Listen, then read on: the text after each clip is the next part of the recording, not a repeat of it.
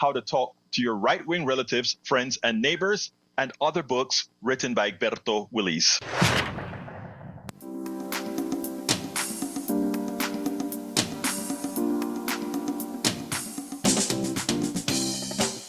Welcome to Politics Done Right. My name is Egberto Willis, your host. Good morning, Houston. Good morning, Harris County. Good morning to the great state of Texas. Good morning to the United States of America. And of course, good morning to the entire world receiving our signals via the magic of El Internet, created by We the People, formerly known as ARPANET. We are going to have a great show for you today. Of course, today is Thursday, which means it's Aquino Day. But before we get to the brother El Señor, my brother from another mother, we go into the studio with El Señor Howard, or Los Señores Howard Reynolds and Jacques Van Beba. Well, good morning, Egberto. It is Thursday morning at the radio here at KPFT Houston, and everything is holding together so far. I have no rants. I probably should have one, but I don't. But Jack has some wisdom here, so let's listen to some wisdom instead of a rant.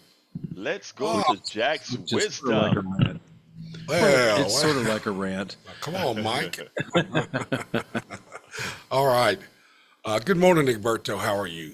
I am doing fine, my brother. Talk to me. Okay. I'm going to just do your headlines. Meet the Press's Christian Welker did not allow Speaker Johnson to get away with the lie, parroted by a genocidal Netanyahu about Hamas stealing food. This is an attempt to shift the blame from Netanyahu's starvation of the Palestinians onto Hamas. Yeah, that's the ticket. Hamas is stealing the food. Yeah. Trump's billionaire secretary treasurer Bessent admits Trump's tax scam offers a backdoor for privatizing Social Security. This administration is nothing but a bunch of liars, Grinches, and thieves. Oh my! Well, oh my, is it? It is a disaster. It is a disastrous failure already. Yeah. Now, I think at what tipping point is there that the Republican Party says, "Wait a minute, this guy's a real liability to us," and force him into resignation?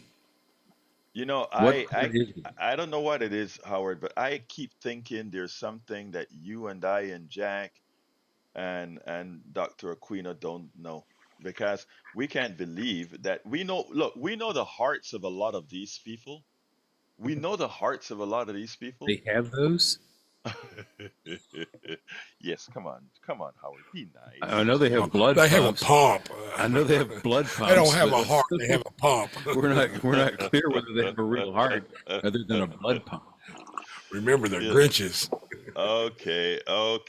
I tell you guys, I tell you, you brothers, I tell you. You brothers from another mother. Yes, we love you too. Yeah. Anyway, anything else you guys get to say before we bring in our El Señor Aquino? Well, I hope he talks about the Rage Against the Regime's rallies. Well, today. you know, if you take a look at that newsletter, like as I know you did, you'll see that I actually put the link to his website in there. So, folks, don't forget, Neil Aquino, you should always keep in touch with that site, which is HoustonDemocracyProject.com. HoustonDemocracyProject.com. But without further ado, let's say good morning to El Señor Neil Aquino. Good morning, Neil. How you doing, my dear brother? Great. Good morning, studio. Good morning, Egberto, local, regional, global, national audience. Politics done right. It's a great day ahead. Yeah, we are going to have a lot to talk about today. Both redistricting with some information you gave me this morning, as well as Right. I think you had a commentary about the interview that I did yesterday with Anise Parker, former mayor Anise Parker, who is actually now running for the county judge. So I'm interested to hear what you guys, how you want to start. It's all yours. Well, I'll tell you the answer. I'll just talk about Anise Parker. That's an easy one too. I did listen to the interview. Good interview with former Mayor Parker, and I used to be a I used to have a blog, Texas Liberal, and back we were talking about Netroots earlier. Back when Hmm. blogging was many people were blogging. There was a community of Texas bloggers. Many of them here. I'll give a shout out to Charles Kuffner, who off the cuff still sticks with it. Oh yeah. Um, Still sticks with it, and she would have quarterly with the bloggers. She didn't always like what was said, but so in your interview, she talked about the schedule she would hold of civic clubs and different outreaches, and she became more of a conservative Democrat. She stuck with Kim Ogg longer than she needed to. Now maybe that's out of personal loyalty, and she's ditched Ogg since Ogg so clearly switched parties. But I'm less concerned every day sometimes about some of the ideological divides in the party if the people we're talking about acknowledge the threat going on. And Parker, unsolicited by you, really said how elected Democrats need to be more active in reaching out to voters. That is a consistent theme of mine. You know, we have this low turnout. Yeah, just imagine if we had had strong turnout in so many of the Democratic held districts, Beto would have defeated Ted Cruz. I'm convinced of that. So I appreciated that she was willing to fight, and I think she might actually really aggressively counteract Trump. I got the sense that it was more than just a campaign um, talk, and I'm ready for the current county judge, Lena, to. I'm ready for her to leave. She's playing this game. I don't know what she's doing, and she's also messing up the other candidate, Letitia Plummer, Councilwoman Plummer, has given up her seat. She leaves in January, but she signed the paperwork. Hmm. And Councilwoman Plummer left her seat because she was told, and I believe her, that Lena was not going to run again. So now we're having an election for that council at large seat. So this is messed up, really. We need to get to this Plummer versus Parker, and then Erica Lee Carter, Sheila Jackson Lee's daughter, who was in Congress briefly. If she had stayed in Congress rather than sending Sylvester Turner, we'd have a representative in CD18 and one more seat. So it's all this game playing, and it's frustrating, and a lot of that's Rodney Ellis. But we need to move forward. Judge Lena needs to get out, and we need to move forward with this race. And I'm open to Denise Parker, even though she is ideologically more centrist than Councilwoman Plummer. Let me just say this, right? In Texas, and I will say what I can. In Texas, depending on positions that you're holding, there are many times that some people ask me why, in general, outside of the radio show, because remember, on the radio, I'm supposed to be theoretically neutral. But outside, why I support certain people, and certain people that I support would folks would think, well, that's a conservative Democrat, or why are you supporting them? And let me just say one thing. I ask people questions about policy, and rarely on the interviews will I force a person to come out and say, I'm a progressive, I'm a liberal, or I'm a blue dog, I'm a yellow dog. I will rarely, and I don't think I ever really have, asked them specifically that. And the reason why is you don't want to mess up, uh, you don't want to get tied into labels, because a lot of times Mm-hmm. a lot of times they fool you. Now I can tell you, when it comes to Anise Parker, I would be very comfortable in Anise Parker being my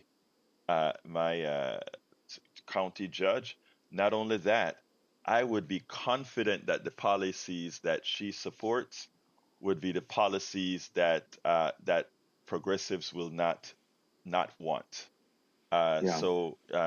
I am confident of that. I don't know much about Letitia Plummer. I'll have to talk to Letitia Plummer, may get her on as well.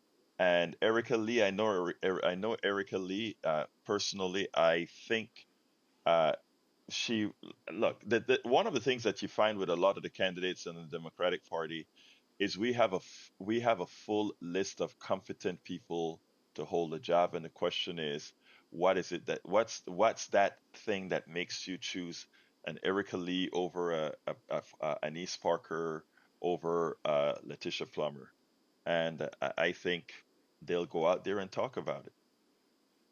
Right. And, Councilwoman Plummer started very progressive. You remember at the time of George Floyd, she was the only Hmm. one willing to talk about police reform issues, actually, and was kind of shunned by some of the other Democratic members of council.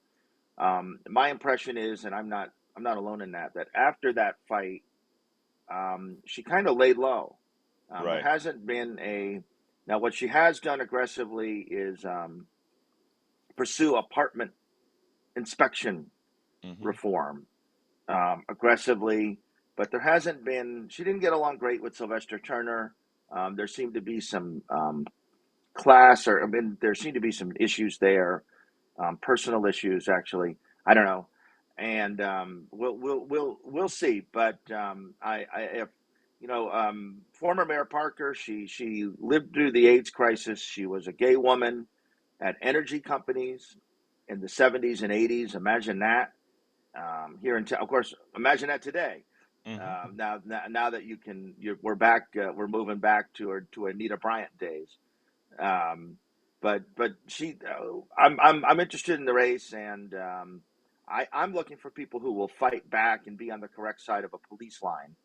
Yeah, Um, I am too. I am too. What I have to say is that I think, to put it bluntly, I think progressives in the aggregate botched botched the way we talk about the police issue, right? They allowed too often Republicans to run off with the law and order theme when it is Democrats that are the law and order party. It is Democrats that are the fiscal responsibility party. You name all these particular issues, and the ones who actually excel, not the rhetoric, but the ones who actually excel on all those issues are Democrats. And if you look at it objectively, that's what you will see. When one allowed the defund police moniker to be taken incorrectly, right? That is a problem, because again, I want less money for cops and more money for people that are going to go out there and solve America's problem. And cops don't belong where we need psychological help. Cops don't belong where we have marital problems. Cops don't belong in those areas. We should have people specific to that, and that needs to be funded. But poorly, we did a poor job, in my humble opinion, of expressing those things, and in doing so, we pretty much gave these guys made too many of our fellow citizens believe that somehow these guys are law and order. Same thing we've done with spending. Go ahead. I hear you. I see you want to well, say let me something. say three quick things to that. Maybe we can talk about some of the redistricting. We want to get to the rage against the regime. I'll Yes. say three quick things to that. I almost talked about judges today. I had a post at HoustonDemocracy.com about our judges. I don't know, Democratic judges in Harris County. I don't know how we've lost the narrative to people who support a felon who That's defies court You orders in nail my point, insurrection. Neil. You nail I my don't know point, how we've Neil. lost the narrative. And with the police, um, of course, Texas law, municipalities can't reduce police funding. So Whitmire has given this huge contract to the police. We can't reduce his funding. And now, we have the revenue cap, and there's some sort of municipal revenue cap being discussed in the legislative special session. I don't know the particulars, but they talked about it at city council. So they're trying to constrain our spending. They want municipalities unable to spend money on anything except police and fire. And third, here in Houston, at the time of George Floyd, all these people were fussing. I remember hearing Abby Kamen, the current District C councilwoman. She was chair of public safety at the time, and she held a hearing about police reform and policing issues. I remember 200 people signed up, and but that energy all went away. There was no sustain. People wanted to come, be seen. Oh, I'm, you know, doing this, and no one stuck with it.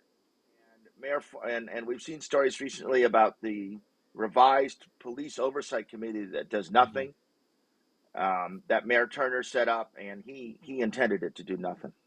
Yeah, it is a shame. Okay, before we move on, I just want to salute Do You Lie in the chat at the Substack. Jill Freer, Misty Burgett, John A. Davis, thank you for being here. Mary Little, Ruth, Cat. We also have Mary B, Lisa Fab Ford, Frank Tumble, Cliff Diamond. Welcome aboard. Do You Lie says, only problem I have with Anise, why does she feel the need to always be in office? I don't look. I do not mind career politicians. I think that we malign career politicians is not a good thing. Look, I was a career programmer. That's all I did for the first part. Well, I've always done some politics, but I'm talking full time. I was a career programmer. Now I am a career journalist. And that's what I do day in, day out. I watch, I do things. Politics is also a profession, and a profession of service, like a police officer is a profession of service. There's nothing wrong with that, in my humble opinion. Do you lie? So I'm not gonna knock her for liking or wanting to serve. I respect those who do that, as well as just as I respect you, brother lie, for why do I call you brother lie? Do you lie?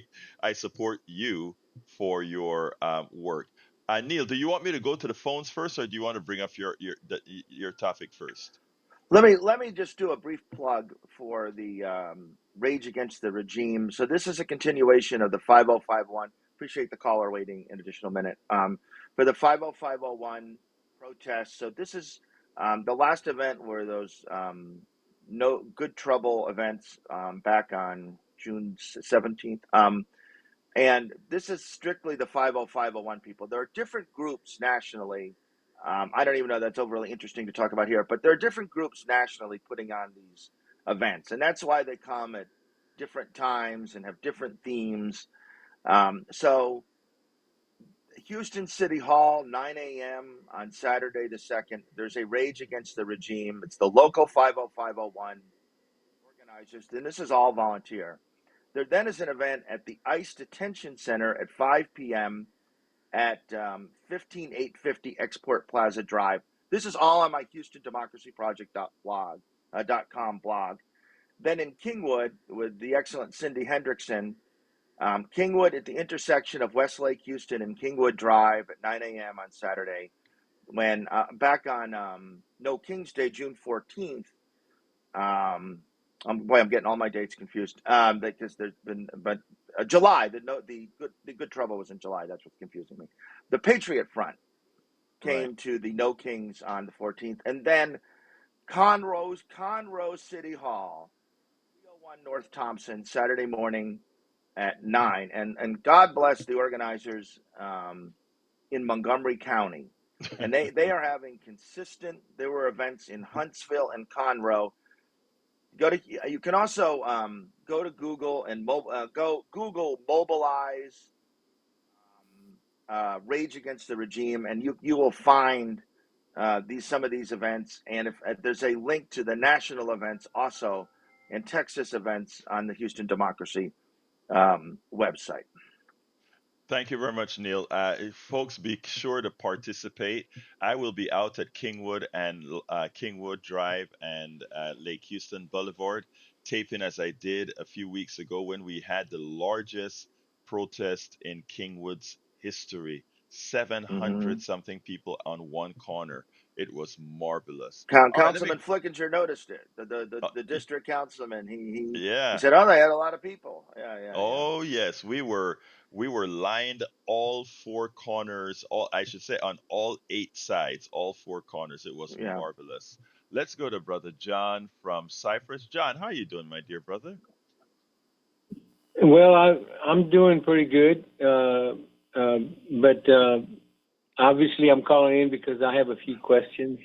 I usually Yes, sir. call in when I have questions. If I follow you guys, and I like what y'all say. I love the podcast thing of black podcasters. That was a good article. Thank you, A brother.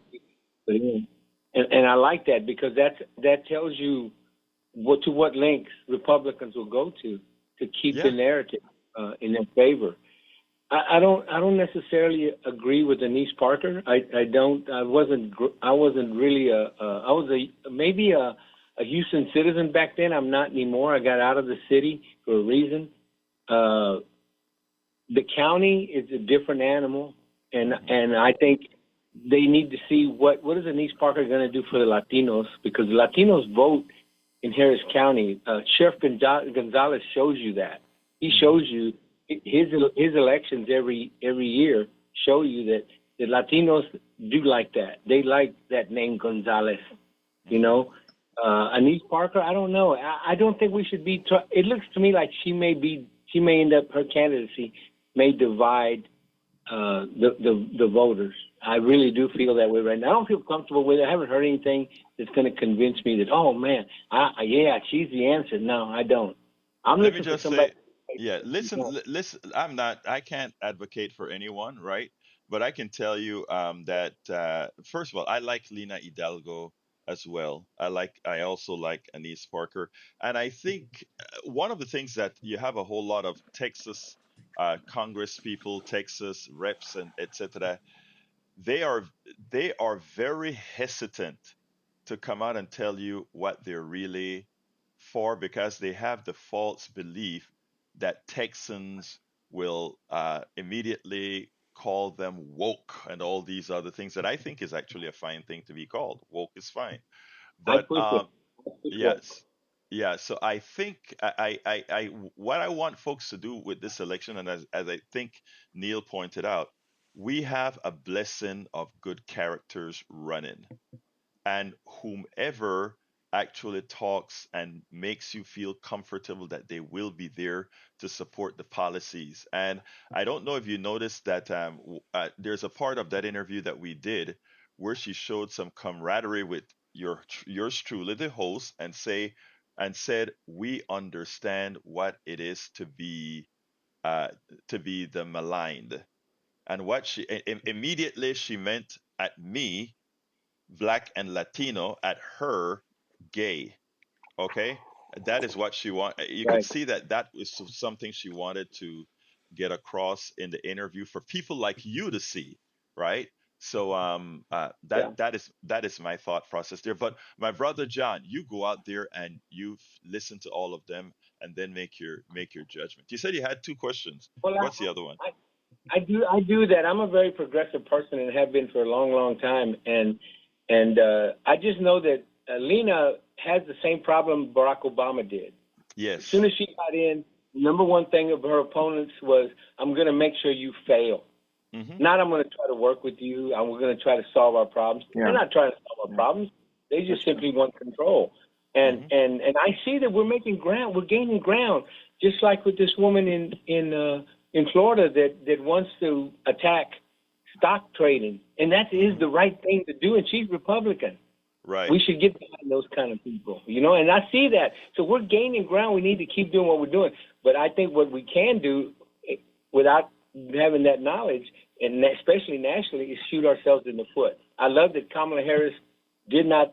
She has to check with the governor of California before she decides to run for governor. She can't hurt him, because Right. he's our saving grace nationally right now. I think that's Yeah, my well, thought. look, I honestly think, John, we have an ocean of people waiting to serve, and specifically progressives. If the Democratic establishment will get out of the way. Neil, your thoughts on that? Well, let me say, Sheriff Gonzalez. So Sheriff Gonzalez was the top vote getter in 2024 of the state countywide Democrats. Although it was only 53%, he was the top vote getter. I recall. I remember in 2020, but it was in the high 60s. So that shows you some of the problems. It's been trending the wrong way. So we do need Yeah. the right candidates in Harris County. And I forget my next point. Well, you've noticed that I challenged. Go ahead, John. I agree with that. He's right. He's correct. We have to watch, and that's what I'm trying to say, I guess, is we have to watch which candidates we put out there, even though it's good intended. Is it going to get us in that position? Can we stop gerrymandering? Can we do that? And how to really do that? Because that's what I'm looking for now. I'm going all over the media now, looking for people with answers. I got plenty of questions of my own. Well, let me But tell my you. next point was that Sheriff Gonzalez has been rumored to run for county judge. I've heard from multiple places. I'm not seeing that, but he's been rumored to run for county judge. And we need to stop these deaths in the Harris County jails. Yeah, exactly. Oh, yeah. John, I got some other calls. Can we Okay. take Well, this on tomorrow? last thing. Yeah, Go ahead. no, it's all right. I just had one last thing, Yeah. and I'm just wondering why nobody's called for Trump's resignation as a pedophile, and why Oh they my don't use that God. word to refer to Trump. I hate it. I hate that they don't do that in the media, and that's the kind of thing I'm looking for. Let's Well, call it what it is. I know. Let me just say one thing, and this is speculation, but I think if it were Obama, they would have talked about this.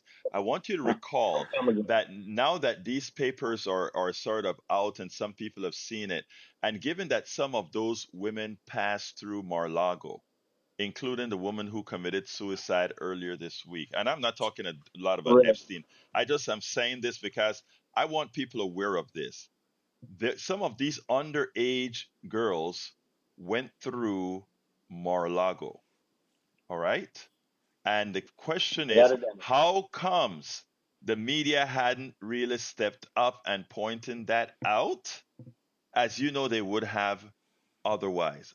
I know nothing. I'm just saying that the woman who committed suicide, the 40-something-year-old woman who they attacked back in the early 90s or whatever, she went through Mar-Lago and a few others. But anyway, thank you, John. Let me go to Cindy. I think Cindy has a message for us. So Oh, you, good.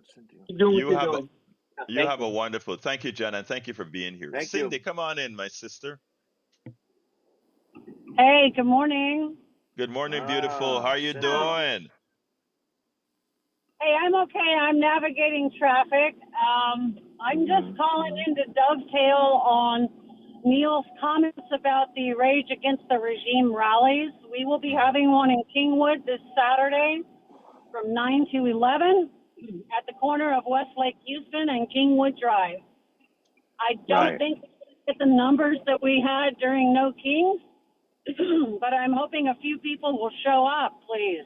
Well, first of all, Cindy, Steve, thank you for what you do with the Indivisible group and what you're doing with the 60601. I mean 605. Let me just say this though, please, Cindy, please don't cap yourself. I don't think people will show up.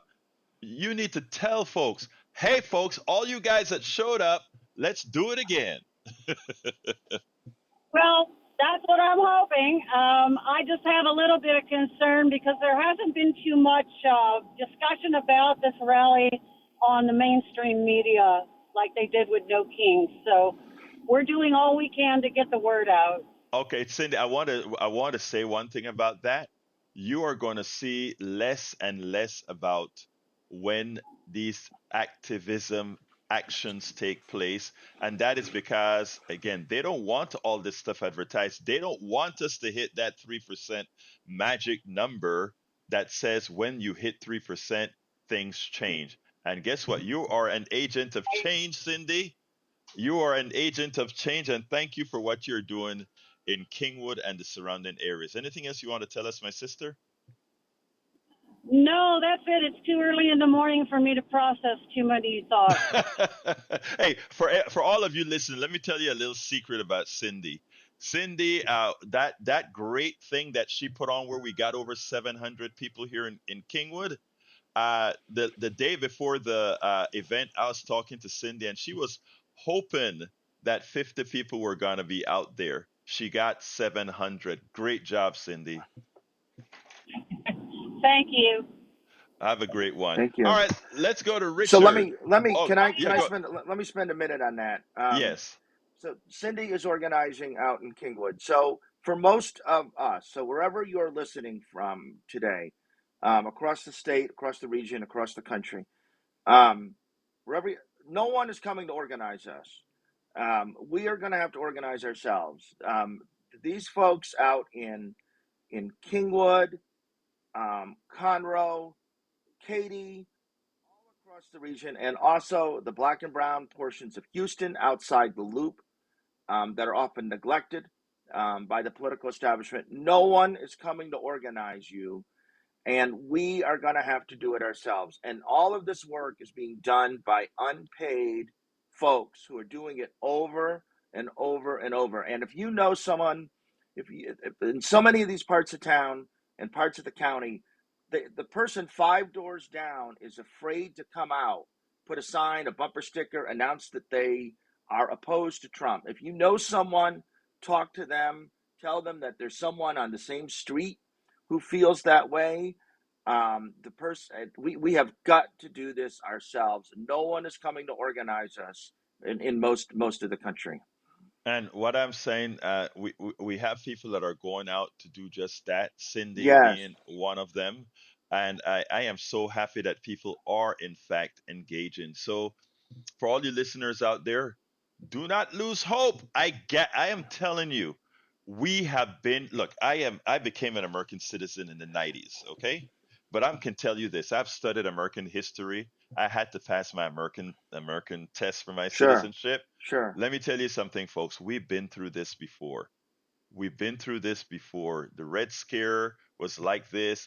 Sometimes in the 1800s, it was like this. Oh, the We are 1850s was just like this. exactly. I've been reading an account of the 1850s. Let me tell you, these people would engage in outright insurrection during the 1850s, Hmm. and would be rewarded with the highest positions of government. And you, boy, some of the parallels are something. And my job, our job, Neil, is to make sure that people understand that this is not a time to give up. This is a time to engage. This is not time to back up. This is a time to move forward. And yes, there are going to be bumps, and some of us are going to get hit in the head. But the thing about it is, we come out ahead because we are the good ones. We are the moral ones. And these are absolute terms that I'm using. We are the moral ones. Let's go to brother Richard. Come on in, Richard. Yeah, thank you, and thank you, Alberto, and thank you, Neil, for all y'all do, and Cindy. Uh, if you're not rage against the regime, you're not paying attention. I just want to say something though. If you're still making excuses for your Trump chump friends, he's just politically challenged. He's really a great guy. If you're still playing golf with these people, you're part of the problem. But the main reason I called is don't be surprised. How many times have we got our hopes up? Oh, the last 10 years, I thought, here's the line they won't cross. Hmm. So I'm very reluctant to get my hopes up here. And what's going to happen? You're going to have another Bill Barr moment. You're going to have somebody come in here and rewrite the Epstein file, just like Bill Barr rewrote the Mueller report and say, oh, nothing to see here, folks, nothing to see. Move along, move along. That's what's fixing to happen. So be ready to, get your hopes dashed again. Can I say Richard, are you something? helping organize the Conroe? I'm sorry, Richard, are you helping organize Conroe? And Huntsville. I'll be at both. I'm obligated to both. And I just want to say this, too. If I would have been in it 100% like I am now, if the rest of us would have been in it like Cindy and you, Neil, then we wouldn't be here. Well, I just want to point out to everyone listening, John from Cyprus, who called a few minutes ago, Kingwood, Richard lives in Montgomery County. There are, wherever you're living, there are folks doing the work and who share your views. Thank you. And I want to say one thing to Richard. Richard, I don't know if you heard when I said that I wasn't going to spend an inordinate amount of time on Epstein, because I think you have it exactly right. They own the Justice Department. They own all these. They own the executive, and they can do whatever they want. And to put it bluntly, they also own the Supreme Court. So I don't expect there to be a bunch coming out. I think, and you can tell me if you agree with me or not, Richard. I honestly think while the Epstein thing is real, while it is bad, I consider it a distraction. What I spend my time in doing, including if you read the blog that I did last night, I am going to be concentrating on the things that affect all of you. Meaning the big bad bill is a lot worse than you could possibly imagine. And every time we spend on Epstein, it is time not educating Americans to go out there and say, we have got to do something in 2020, not 2026. We have very important races in November in 2025 that we need to be supporting. The governor of Virginia, the governor of Jersey. We have a lot that we have to do right now to start this process of fixing what's happening with the big bad bill. So I am with you, Richard. I don't think anything ultimately is going to come out of the Epstein files because, again, they own all the means of getting it to you. So we need to concentrate on things we have control. Go ahead, Richard. Right. Yeah, you asked me whether I agree or not, and yeah, I do. However, Neil's proof that you can chew gum and walk at the same time. We can do both. We need to hold our feet to the fire over Epstein, but we don't want to make that the main issue and forget the stuff that's going to really resonate. Okay, so, but here's Richard, you and Neil can chew gum and do things at the same time, but the mainstream media is not interested in doing that. And if you take a look at the day that I wrote this other blog, it was a reason. I got up in the morning and every news channel was concentrating on Epstein. There was nothing about what's going to happen to Americans who go get their go onto the exchanges and find out that there's no longer subsidies for them. People need to be prepared for what's going to happen in November with the loss of subsidies. But we were talking 24/7. Now, I know subsidies doesn't affect you, my dear brother, but it affects a lot of people who are listening right now to this program because they get their health insurance on the exchange and it'll actually affect them. So I'm saying that you can do two things at the same time. Neil can do two things at the same time. The media has no interest in doing what needs to be done. That's why we are here. Close up for me, Richard. That's good. No, that's great. I agree 100%. No, I'm close. I'm in it. I'd like to say if I'd been in it like this, if the rest of us had been in it this serious, then maybe we would have done some good. You're absolutely right. Hey, well, Richard, don't bang yourself. Let me just tell you, thank you for what you're doing. You have a wonderful day, Richard. We have a lot of respect for what you're doing, sir. Thank you. Y'all hang in there. Take care. All right. Take care. Let's go, John from Minnesota. Come on in, my brother John from Minnesota. Very good. Yeah, I was going to say, yes, we don't want to be distracted, and really all we have is each other and a few interested politicians here and there that are supporting us. But when you get sidetracked by, these salacious kinds of issues, it is going to go nowhere because we don't have the Justice Department, we don't have the FBI, we don't have the Supreme Court, as you said. And so why waste your time? Focus on those issues that appeal to people across the board, and politically we can, eventually, come to a solution, a political solution to this awful problem. And to other callers who brought up how awful Donald Trump is and how he got elected, it is really rather mysterious. Growing up in New York is where I'm originally from, and I'm telling you, he hung out with some of the worst people in that city, mafia bosses, Roy Cohn. Roy Cohn even used to brag about how he got the death penalty for the Rosenbergs, and Mrs. Rosenberg just made chicken soup, probably, as a good Jewish mother. So it's just, we can't get sidetracked. And the media always they're selling a product, and they don't want to offend anybody. So they give you a nothing sandwich. That's what they do. That's all I have to say. Thank you, John. You have a wonderful rest of your day, John. I want to salute Joe from Los Angeles, California. Good morning. Lisa Blair from Atlanta, Georgia. Good morning. Harry Dennison from Missouri, Texas. Lita Beercat from Austin. Eric Hayes from Kingwood, Atascocita. Welcome aboard in the other chat. You guys are, thank you for being here this morning. And I added to our other place, Natalia Lago. Welcome aboard from Virginia.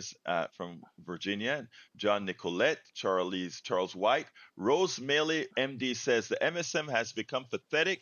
So much sane washing, even the New York Times, all owned by billionaires. That is why I'm coming to you, Jimmy. That is why I want to say this. Whenever you have public media, stuff that you control, coming to you when we come to you and say, hey, help fund us. That is the reason why, my brothers and sisters, right? Because we are the last hope of giving you unbiased information, even if again here on this program with a more progressive slant. Of course, on the program at 8 o'clock, you get a more right slant. But again, we are independent of anyone telling us what to tell you, which means you get truth. So just thought I might say that. Come on in, Jimmy. And by the way, Jimmy is a great supporter of this station. Come on in, brother Jimmy. I enjoyed your interview with Anise Parker. She did a good job as mayor of Houston, and so I will be voting for her for county judge. I'm calling today, though, because the West Houston Democrats are meeting tonight at the Lucky Village restaurant at 7 o'clock. It's on Westheimer, 10769 Westheimer. Repeat repeat that, Jimmy. Jimmy, repeat that so people know. The West Houston Democrats are meeting tonight at Lucky Village Restaurant, 10769 Westheimer. The main speaker is attorney Joe Jaworski from Galveston, who is running for state attorney general to replace Ken Paxton. So everybody's welcome tonight. It starts at 7 o'clock, and you can eat or not eat, but we have good crowds, and more people are welcome to learn about the various candidates. Candidates can all speak up about why they're running for office. I'm going to make your day, Jimmy, because I haven't asked him yet, but I know I told him that I saw him at a mixer a couple weeks ago, and he's our KPFT brother, by the way. He does a few things here at KPFT, and I told him that I'm going to call him up to get an interview scheduled because we need good people out there. So thank you for pointing that out, Jimmy. And Jimmy, Steve Fike still running West Houston. George Jaworski's running for state attorney general. No, your club president. Still Steve, right? Steve Fike. You mean the president of the club, Jimmy? No, it's Hilton. Okay, very good. Well, thank you for being part of that. And there are 32, I believe it is, chartered clubs in Harris County, and there is one near you. Yeah, absolutely. Participation is everything. And Jimmy, hey, I tease Jimmy all the time. Jimmy is up there in age, and this guy is like a young man running all over the place. Look at him. Hey, Jimmy, we all want to grow up to be like you, my man. Well, thank you. You stay active and be involved and join groups that you like. You'll be doing some good work, and you're making new friends at the same time. You're right about that. Well, thank you, Jimmy. Anything else you want to say real quickly? No, hope to see y'all tonight at the Lucky Village restaurant at 7 o'clock. Thank you, brother. Have a great one, Jimmy. Jimmy is a great guy. You know, Jimmy actually appeared on the Phil Donahue show. Okay. Yeah, Jimmy was on the Phil Donahue show, and he was there protesting paddling of kids He Okay. wants to outlaw paddling, So Jim is a very good guy. Anyway, Phil Neil, Phil wouldn't make it today. Phil was so liberal they wouldn't. He was come on at 9 in the morning, yes. and he was aggressively to the left, and you wouldn't get that today. Well, we have to bring that back because that's the only way we save the country aggressively to the left. If you take a look at wanting to know if the country is yearning for that, when I talk about Mamdani in New York, people would kind of just turn their heads and say, "But that is New York," and I have to remind them that New York City has elected that Republicans Republicans. They have Bloomberg, elected Giuliani, Bloomberg, Giuliani. They've elected Democrats, progressive and centrist. Look, the Adams is currently the mayor, and he's definitely not a progressive Democrat. oh Never boy, was. Okay, so New York, I think is more of a barometer than people would imagine, and New York State we have to Pataki. They elected Pataki, a Republican. right, right. They elect, So when people smirk about what's happening in New York is just New York, they miss the ball. New York actually is a bellwether as well, and And you look at the polls from New York. I see some polls that the most popular Democrats in the state are Mandami and an AOC, AOC, yeah, more so and than Jeffries, Schumer, and Gillibrand. they are at over and the magic number, they're both over 50%. Hmm. You can't do Yeah, better than that. If you're over 50%, you're that. Welcome aboard, yeah, Natalia, Lago, Bunny Breslin, RV Hughes. And Natalia says every seat in Virginia's General Assembly, as well as the office of governor, lieutenant governor, and attorney general, are up for grabs in the upcoming November 2025 election. yeah. So when we talk about don't wait for 2026, you can have an effect on every single race in Virginia now. And let me tell you better, for all of Mm. you that are listening here, let me tell you a magic thing that we can do. There are a lot of red districts in Virginia. I think they call them delegates. I interviewed a couple of people Yeah, out there, and yeah. I'll have a few to interview at Netroots in New Orleans next week. House But of here's Delegates. House of Delegates, right? Now, here's the thing in Virginia, those people who help Virginians right now can actually turn a whole lot of those seats that put the panic in the eyes of those people who are doing us wrong because they see that you are reacting. So if you're getting any messages from rank and file, notice what I'm saying, rank and file folks out of Virginia, support them. I'm not going to tell you support the party. I'm going to tell you support those rank and file folks that want to make a difference in people's lives in Virginia and elsewhere. But as Natalie Lagos said, it is really up for grabs. Anyway, Neil, what else you got for me? Um, what else do I have for you? So John from Cyprus. I thought that was maybe going to be John Rosenthal, who lives in Oh, Cyprus, the state representative. And so John Rosenthal is the vice chair of the redistricting committee. And so the redistricting maps were announced yesterday. 5 seats gained theoretically, aspirationally by the Republicans. The one hearing after the maps are drawn is or released. They've been drawn forever. right. Is tomorrow in Austin at 10. There are buses and local folks going. I think they do hope to have a big crowd. There was a redistricting hearing this past Saturday in Houston. There, John Rosenthal, who is active, who does show up for folks, is the vice chair. And and so the issue is the quorum break.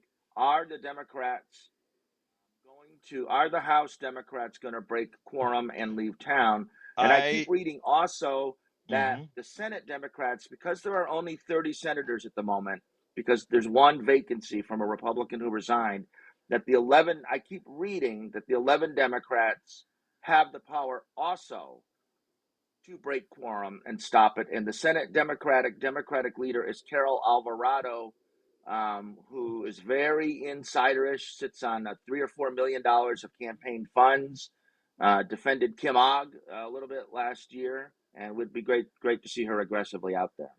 Well, interestingly, I'm going to call up Rosenthal.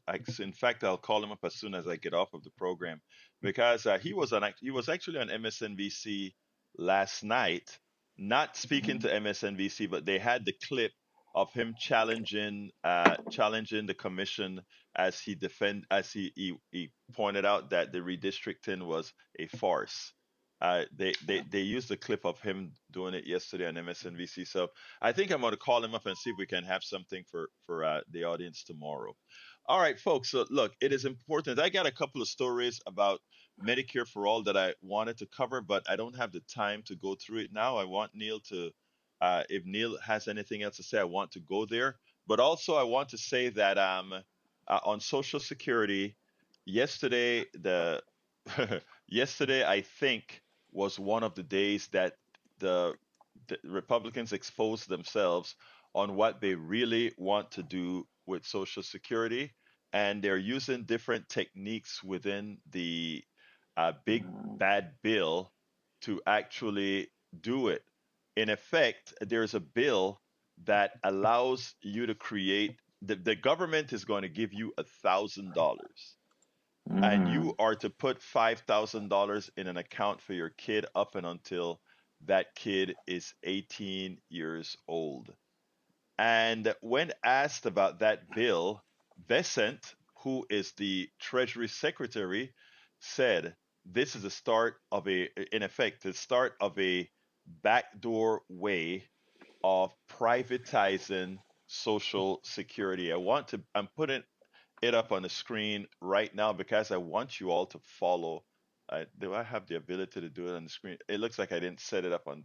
No, I think I do. Well, I'll leave that blank. It says Bessent admits Trump tax scam offers backdoor for privatizing Social Security. U.S. Treasury Secretary Scott Bessent on Wednesday admitted that a provision in Republicans' One Big Beautiful Bill Act is a mechanism for privatizing Social Security, uh, something President Donald Trump has repeatedly said he wouldn't do. Speaking at a policy event hosted by the far right group news site Breitbart, Bessent touted the so called Trump accounts. That's what this account is called, okay? Trump Sure. accounts Oh yeah. Oh yeah. available to all U.S. citizen children starting next July under the OBBBA. That is the One Big Beautiful Bill by the president earlier this month. In a way, it is a backdoor. This is what he said. In a Yeah. way, it is a backdoor way of privatizing Social Security, the billionaire former hedge fund manager said of the accounts. Social Security is a defined benefit plan paid out. That to the extent that if all of a sudden those accounts grow and you have in the hundreds of thousands of dollars for retirement, that's a game changer. What he's telling you, I want you guys to understand what he's saying.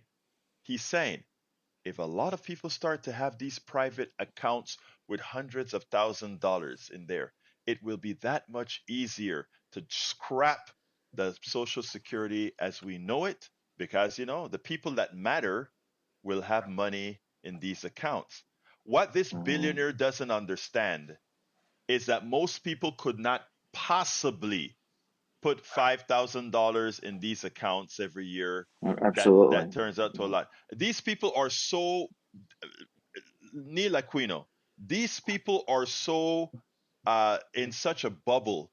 They don't understand that 67% to 77% of Americans live in dire straits. They don't get it, Neil. They They don't. They think don't care. they They don't don't. care They and they don't. don't They don't get care. it. You know, No.